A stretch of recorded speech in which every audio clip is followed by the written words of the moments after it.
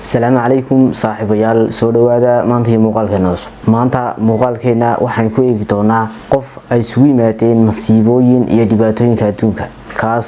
oo si la yaab leh ilaa 7 jeer uga badbaaday tabadeed markii dambe la kulmay dhacdo cajiib ah oo uu isba la yaabay taas oo markii dambe bedeshay dhammaan qaab nololeedkiisa amba sidoo noolaa waxaana markii dambe loo diiwaan galiyay qofka ugu nasiibka fiican amba nasiibka wanaagsan dunida waxaana uu markii dambe ku guuleystay Guinness World Record ninkan aad aragtaan magaciisu waa Frank Selak waxa uu dhashay sanadkii 1929 waxaana uu ku dhashay dalka Croatia hadaba masiibooyinka iyo dhibaatooyinka waxay ku bilaabeen isla markii uu sidaa u dhashay isla maantii uu sidaa u dhashay qoyskiisu waxay ku jireen safar dalxiis amba safar ugaarsi ah kaas ay ku kulmaysanayeen doon ay saarnaayeen qoyska Frank waxaana doonta saarnaa hooyadii iyo aabihii Frank aabihii waxa uu ahaa mid soo qabta kalluunka oo soo kalluumaysta xagga hooyadii ahayd mid cuntada u diyaarisa Frank aabihii si uu cuno Frank hooyadii waxay dareentay xanuun iyo casiraad xagga caloosha ah taas oo aanay marnaba filayn waxayna u maleynaysay in ilmaha yar caloosha ku dhex yaalayo waxayna lahayd uur ilaa 6-7 bilood laakiin arinta uma joojin oo waxa islahayd waa wax iska caadi ah laakiin markii dambe waxa ku sii siyaaday hooyadii xanuunka hooyadu marna soomay dhigan meesha in uu hayo xanuunkii foosha amba dhalmada hadaba waqtigani waa waqti aanu dhamayn ilmaha caloosha ku jira oo waxa uu mariyay 6 bilood ilaa 7 bilood inta u dhaxaysa mana u gaarin ilmaha yar caloosha ku jira 9 bilood sida caadiga ah markii dambe xanuunkii waxa uu noqday xanuunkii foosha ee dhalmada inta kadib Frank aabihii waxa uu la cararay hooyada dhakhtarka hadaba isla bartan ayaa uga bilaabmaysa Frank dhibaatooyinka iyo masiibooyinka hadaba Frank waxa uu dhashay isagoo jira 6 bil ilaa 7 bilood oo aan jirkiisu dhamayn aadna daciif ah isla markaana waxa ku sigtay inuu dhinto isla dhaqaatiirtii la tacaalaysay Frank waxa uu sheegeen hooyada Frank in ilmaheedu aanu wax rajo lahayn sidoo kale waxa uu sheegeen in ilmahoodu aanu badbaadi doonin oo ay yar tahay rajada uu ku badbaado laakiin hooyada waxaas uma cadeyn oo waxa uu cadaa wiilkeeda Frank hooyadu waxay rajo aad u weyn ka qabtay in uu Frank mar uu badbaadi doono alle hooyo cajiibsana awoon nool iyadoo dhintay ma ka sabri karmayso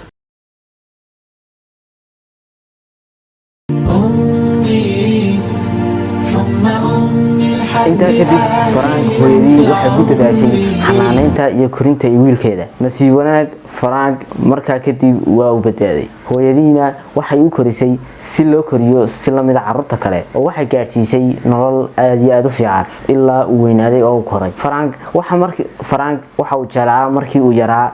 qalabka muusiga lagu garaaco amba aalada muusiga Frank markii uu weynaaday waxa uu ka shaqeeyay meel laga shaqeeyo muusiga ilaa markii dambe uu noqday macallin dhiga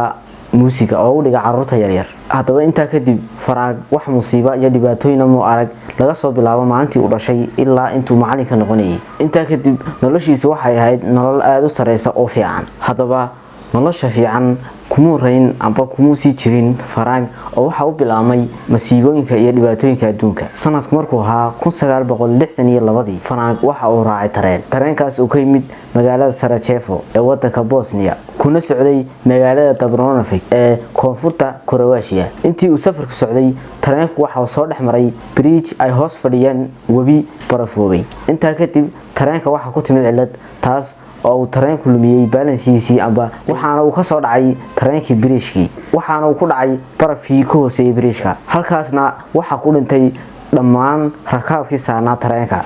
waxaana badbaaday hal qofkaasina waxa Frank hadaba dadka shilka ku dhintay waxay ahaayeen ilaa 17 qof Frank waxa uu awood u yeeshay inuu dabaasho barafka dhexdiisa ilaa uu ka baxay wabigii oo uu tagay banaanka waxaana Frank soo gaadhay dhaawacyo aad u yar waxayna waaga noqotay dhacdo aad iyo aad u cajiiba oo la hadal hayo mar walba ay hadal hayaan warbaahinta iyo dadweynaha dunida ee bariga noolaa waxaana la yaabay qaabka uu badbaaday Frank daba sanad kadib isla 1963 markii uu Frank ka badbaaday shirkii tareenka Frank waxa uu raacay diyaarad markiisii ugu horeysay noloshiisa waxaana uu diyaarad ka raacay magaalada Zagreb isagoo ku socda magaalada Rijeka ee dalka Croatia sababta uu diyaaradda u soo raacay waxay ahayd inuu ku socday hooyadii oo xanuunsanaysa laakiin nasiib darro waxa buuxsantay diyaaradii uu raaci lahaa waxaana uu ka bariyay oo ku qanciyay rakaabkii diyaaradda inay jirto xaalad degdeg ah oo family ah ugu dambeyntii shaqaalihii diyaaraddu waxay ka yeeleen Frank inuu raaco diyaaradda oo waxay fadhiisiyeen markii dambe xagga dambe ee diyaaradda haddaba markii ay diyaaraddu waxoogaa u jirtay garoonkii ay ku soo degi lahayd waxa diyaaradda ku timid cilad farsamo oo diyaaraddu waxay weeday balansigeedii ka hor intaanay diyaaraddu dhicin waxa furmay albaabka dambe ee diyaaradda waxaana uu albaabku furmay iyadoo dhulka u jirta 800 oo mitir haddaba Frank isla markaaba waxa uu ka booday albaabkii furmay ee diyaaradda haddaba nasiib wanaag Frank waxa uu ku dhacay meel weyn oo cawska lagu ururiyo intaa kadib Frank waxa uu ka caagay aba u diiday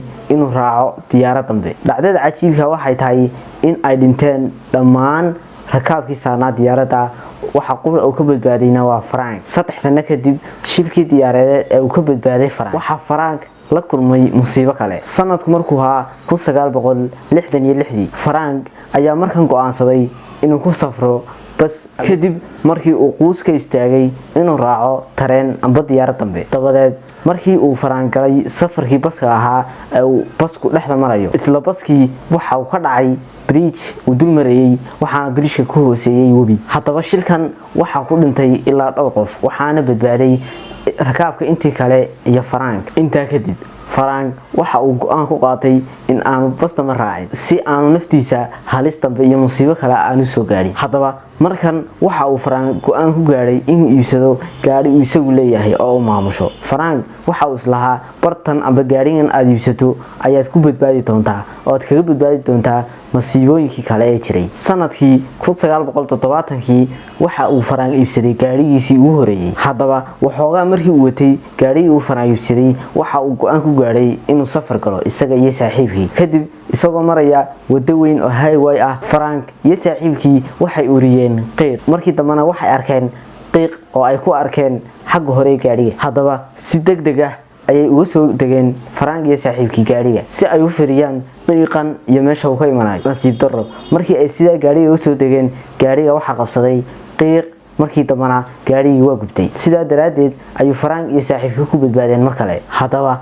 3 sano kadib markii uu Frank uu ka gubtay gaarigii uu soo iibsaday markiisii ugu horeeyay sanadkii 1973 Frank waxa uu mar kale go'aan ku gaaray inuu iibsado gaarigiisa labaad nasiib darro markan waxa gubtay gaarigii uu watay Frank sababtoo ah waxa iskaaray dabka iyo taangiga batroolka halkaasna waxa ku gubtay gaarigiisa labaad ee uu lahaa Frank waxaana uu Frank ka soo baxay gaariga sidaas ayaana uu ku badbaaday waxaana soo gaaray dhaawacyo fudud haddaba inta kuma eekeen masiibooyinka iyo dhibaatooyinka ku dhacay Frank oo barta ay ka sii socdeen haddaba 1995 22 sano kadib markii uu Frank galay shilkii gaari ee uu gaarigiisa ku gubtay ee uu ka badbaaday 22 sano kadib Frank waxa uu maleeyay in ay ka hadheen masiibooyinkii iyo dhibaatooyinkii bariga qabsaday intaa kadib Frank waxa uu go'aansaday inuu isaga fogaado gaari dambe sida inuu raaco gaari amba uu iibsado gaari kale sanadkan Frank waxa uu go'aansaday in uu socdo amba uu lugtiisa maalo 1995 isla sanadka Frank oo lug ku maraya wadada dhexdeeda waxa si kadisa u jiray gaari bas ah laakiin markan Frank waxa ma soo noqon oo caadi ayuu ahaa arintana waxay fajac iyo la yaab ku noqotay dadkii saarnaa baska dadkii kaaga dhawaa baska iyo dadkii baska saarnaaba waxay u maleeyeen in uu Frank dhintay shilka kadib Frank waxa uu go'aan ku gaaray in aanu mar dambe lugtiisa maalin ama mar kale aanu lugay markana Frank waxa uu go'aansaday inuu gaari kale iibsado markiisa saddexaad si uu uga badbaado masiibooyinka iyo dhibaatooyinka ka jira dunida sanadkii 1996 Frank waxa uu iibsaday gaarigiisa saddexaad in yar uu kadib Frank markii uu iibsaday gaarigiisa saddexaad waxa uu galay safar dhulka ah waxaana uu markan dul marayay wado ku taala buurta dusheeda haddaba Frank oo safrigiisa ku jira waxa ku soo baxay gaari weyn oo xamuula waxaana uu duqeeyay amba uu ku dhuftay gaariga Frank waxaana uu ka tuuray buurtii gaariga ee uu watay Frank isla markaaba Frank waxa uu ka booday gaarigii uu saarnaa Frank waxa uu ku dhacay geed weyn oo ku yaalay buurta hoosteeda waxaana sabab u ah inuu badbaado Frank markan waxaana u xirnayn suunka gaadhiga sidaa daraadeed Frank markan waa badbaaday musiibada ayaa noqotay musiibadii ugu dambeysay amba dhibaatadii ugu dambeysay ee Frank soo gaadhay inta kadib Frank markii uu ka nastay dhibaatooyinkii iyo musiibooyinkii soo gaadhay markan Frank waxa uu la kulmay dhacdo cajiib ku noqotay isaga oo aad ugu yaabisay si kadisna ugu dhacday arintan oo aad u bedeshay qaabkii uu Frank u noolaa sanadkii 2003 Frank waxa ku dhacday dhacdadii ugu weyneed noloshiisa Frank markan waxa uu iibsaday waraaq baqtiya nasiiba oo lagu guuleysanayo lacag aad u tiro badan hadaba markan Frank waa iibsaday si uu u tijaabiyo nasiibkiisa Frank markan waxa uu ku guuleystay lacag gaaraysa $1 milyan sidaasna waxa uu ku noqday hantiile aad u lacag badan waxaana markiiba uu iibsaday guri aad u qaaliya iyo gawaadhi isla markaana waxa loo diiwaan galiyay qofka ugu nasiibka badan adduunka waxaana uu galay Guinness World Record haddaad ugu cusub tahay fadlan subscribe saar oo nagu soo bir asxaabteena haddaad muuqaalka ka heshay like saar si uu gaaro asxaab badan haddaba haddii aan soo aragnay ninkii ugu nasiibka wanaagsanaa dunida oo ilaa 7 jeer wax ka badan ka badbaaday geeri markii dambana ku guuleystay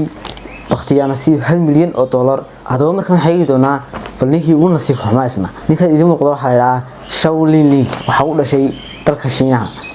waxa lagu tilmaamaa ninka ugu nasiibka xumaa ninkan waxa uu 30 sano oo isku xigta waa ableegareynayay fiisa dalka Mareykanka ilaa uu markii dambe uu caan ka noqday safaaradda dalka Mareykanka ee ku taala Shiinaha hadaba 30 sano fiisii uu codsanayay hal fiisa lama ogolaan oo la soo diiday wixiga hadaba sidaa uu kuma quusan oo waxa uu markale ableegareeyay amba uu codsaday fiisa dalka Canada waxaana uu codsaday si ay u qaabilaan qaab magangelyo ah laakiin 15 mar oo ableegareeyay fiisa dalka Canada mar qura looma soo jawaabin oo waa loo diiday sidaa kuma quusan oo sidaa kuma istaagin hadana waxa uu markale codsi u dirsaday dawladda Shiinaha waxa uu markan codsaday inuu ka mid noqdo ciidamada badda ee Shiinaha taalafteeda codsigiisii waa la soo diiday hadana mu quusan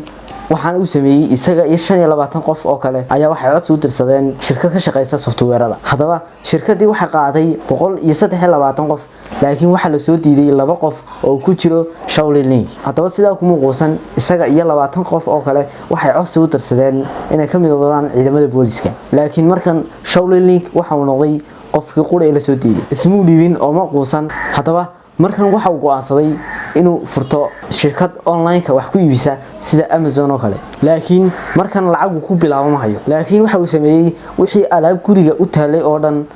haday qasaalad tahay haday sariir tahay haday mariyo tahay waa uu iibiyay oo xaraashay laakiin lacagtaasi way ku yaraatay oo ku filan weeyday marka sidaas ku dhacday Shao Lin waxa uu sameeyay inuu bangiga tago oo deyn ka soo qaato si uu bilaabo online ka hadaba markan lacagtii waa soo qaatay laakiin suuqii uu bilaabi lahaa amba online ka ayaa uu ku fashilmay hadana mar labaad waxa uu ku noqday bangiga si uu soo qaato lacag kale oo deyn ah markana Shao Lin waa la soo siiyay lacag deyn ah markii uu bangiga lacagta ka soo qaatay Shao Lin waxa uu ku fashilmay suuqii online ka oo waa uu kacay hadaba ninka waxa soo dhan sameeyay si uu shaqo u abuurto amba uu shaqo u helo hada jeelka ayuu ku jiraa waxaana loo haystaa lacagtii uu bangiga ka soo amaahday oo uu iska bixin waayay